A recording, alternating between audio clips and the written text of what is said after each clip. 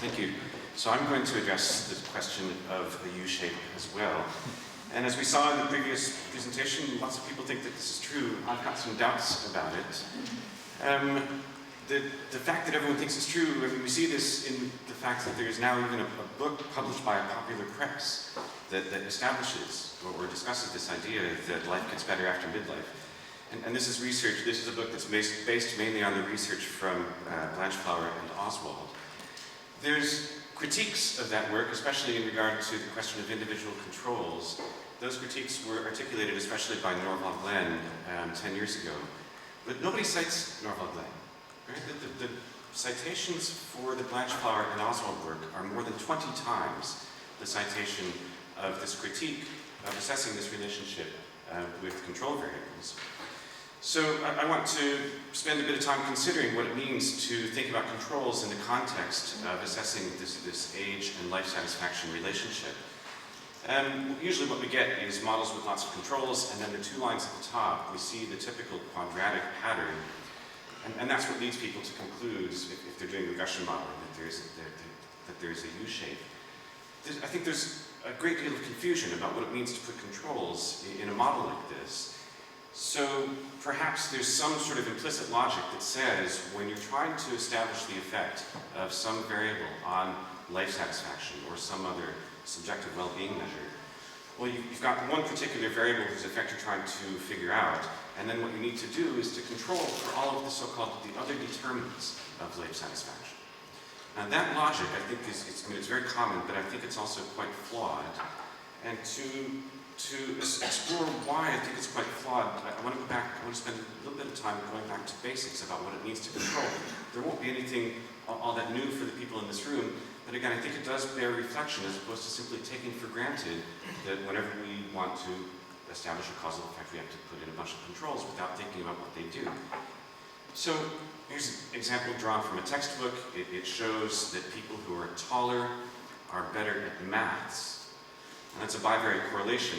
It's not going to do us all that much. In fact, what we then need to do is to control for age. And if we control for age, then we see that the relationship within the age groups is flat. And again, that's very basic. Example drawn straight from a textbook. But what doesn't show up in the textbook, and what's really essential for this purpose, is that things work this way because the control variable is prior to the other two variables. It's prior not only to the outcome, it's not just another determinant of the outcome, it's prior to the so-called independent variable here, whose impact you were seeking to explore. So the question in regard to age is there some other variable that we need to control on the basis that it is prior, not just to life satisfaction or some other form of subjective well-being, it's also prior to age. And the obvious conclusion is there's no other such variable. So people have a tendency, you might even say it's a strong tendency, to just keep getting older, year after year, regardless of their circumstances. The other things that might determine life satisfaction. So there's no case for controlling for other determinants of life satisfaction. Now the point goes beyond that. Let's think about the impact of unemployment on life satisfaction or happiness, doesn't matter. The question here is, would you control for income on the same basis because it fits the same pattern? And the answer surely has to be no. Income is not a determinant of whether you end up unemployed. If anything, the relationship goes the other way around. You become unemployed, you therefore lose part of your income, and that's a path to a lower level of happiness.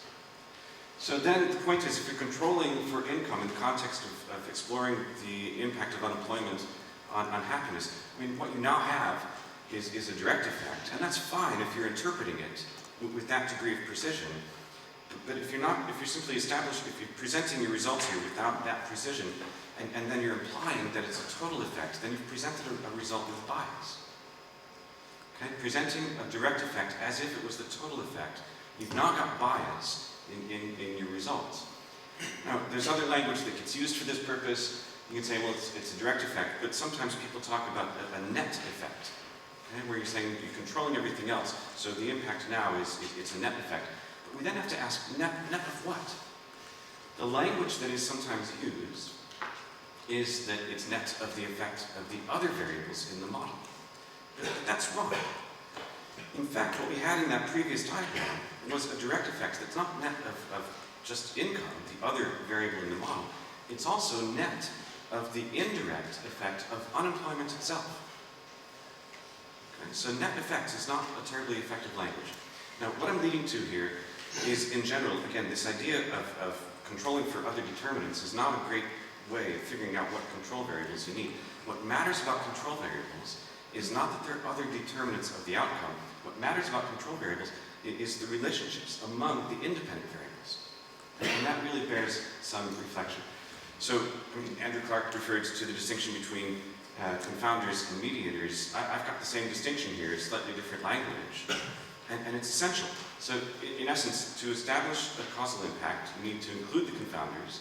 You need to make sure that there's no intervening variables in your model. And then again, if we go back to this diagram, there's an awful lot that we could say about this. But since I'm focused on age, what I'm particularly curious here about is, well, are there any variables pointing to age? Are there any antecedents of age that are also determinants of subjective well-being? And again, the answer has to be no. People just keep getting older, regardless of whether they've got a partner, whether they've got children, what their income is, etc. So there's no case for including control variables here. At least that's the way we would think about things for variables measured at the level of individuals. And now, one of the things that we do want to focus on in connection with establishing an effect of age on life satisfaction, we want to make sure that we're getting an effective age that separates out the effects of cohort and period. And this is less often done. Okay? So it's sort of an essential thing.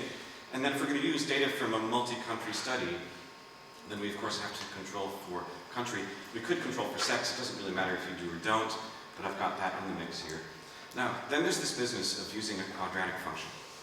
Okay? So that's again, it's a very common sort of thing. The difficulty with it is that it's difficult to interpret the coefficients, and so people are then led to draw conclusions essentially on the basis of statistical significance alone. Right? If you see asterisks, then you conclude that there's a significant effect. So I think it's better to split the sample and then ask the question that the U-shape poses to us, which is U-shape says life satisfaction decreases towards middle age and then rises after. If you split the sample, you're in better shape for working out how much life satisfaction changes over these periods.